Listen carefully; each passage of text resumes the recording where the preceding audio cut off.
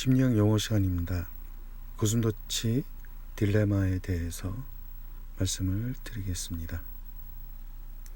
고슴도치 딜레마란 인간관계에 있어서 서로의 친밀함을 원하면서도 동시에 적당한 거리를 두고 싶어하는 욕구가 공존하는 모순적인 심리 상태를 말합니다.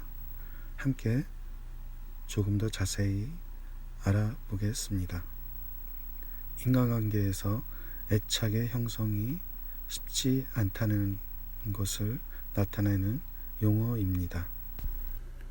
최근 1인 가족의 출현은 인간관계 맺기 자체에 대한 두려움과 타인과 적당한 심리적 거리를 유지하는 것에 어려움을 반영하는 현상으로 볼 수 있습니다.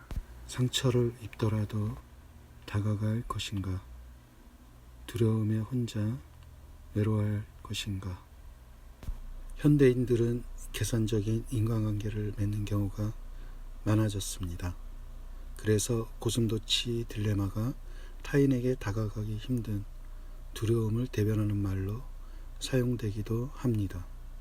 갈수록 남에게 상처를 주기도 받기도 싫어서 혼자 고립되려는 새로운 고슴도치들이 늘어나고 있습니다.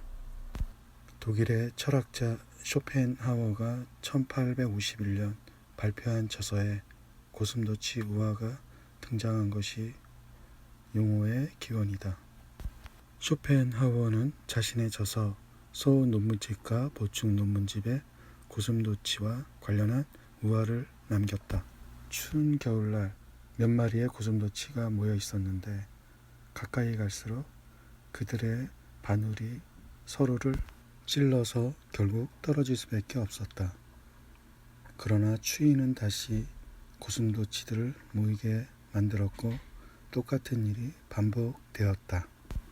이러한 과정을 반복한 고슴도치들은 서로 최소한의 간격을 두는 것이 가장 좋은 방법이라는 것을 발견하였다. 실제로 고슴도치들은 바늘이 없는 머리를 맞대어 체온을 유지하거나 잠을 잔다고 한다. 여러 번의 시행착오를 통해 최선의 방법을 찾아낸 것이다. 쇼펜하워의 고슴도치 우화는 이제 인간을 이야기한다.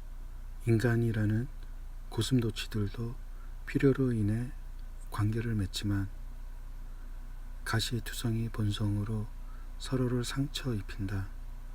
그래서 적당한 거리를 유지하기 위한 방법으로 예의를 발굴했다. 예의로 인해 서로의 온기는 적당히 만족되었고 가시에 찔릴 일도 없게 되었다.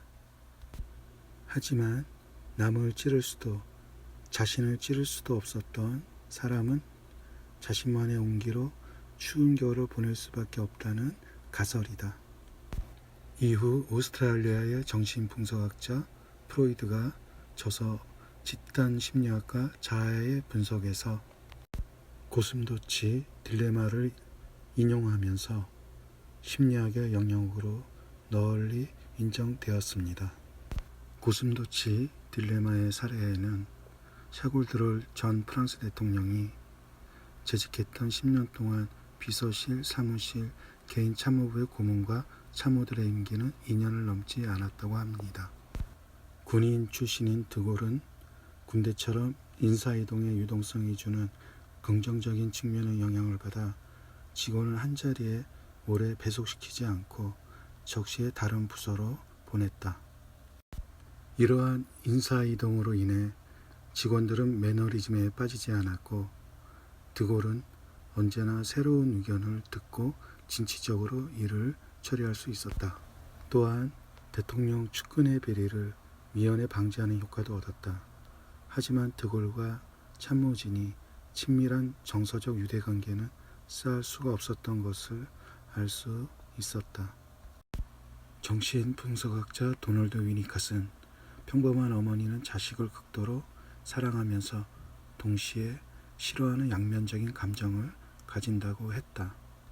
자녀에 대한 사랑이 모순적인 면을 가지고 있다는 사실을 인정하는 어머니들이 그렇지 않은 어머니들에 비해 자녀에게 덜 공격적이라고 한다. 자신의 아이를 너무 사랑한 나머지 자녀의 모든 것을 해결해 주려는 부모는 자녀가 사춘기에 이르면 심각한 갈등을 겪을 수 있다. 아이는 점차 독립성을 가지려고 하는데 부모의 지나친 관심이 집착과 구속으로 작용하기 때문이다. 적당히 서로를 존중하는 거리를 유지할 수 있어야 한다.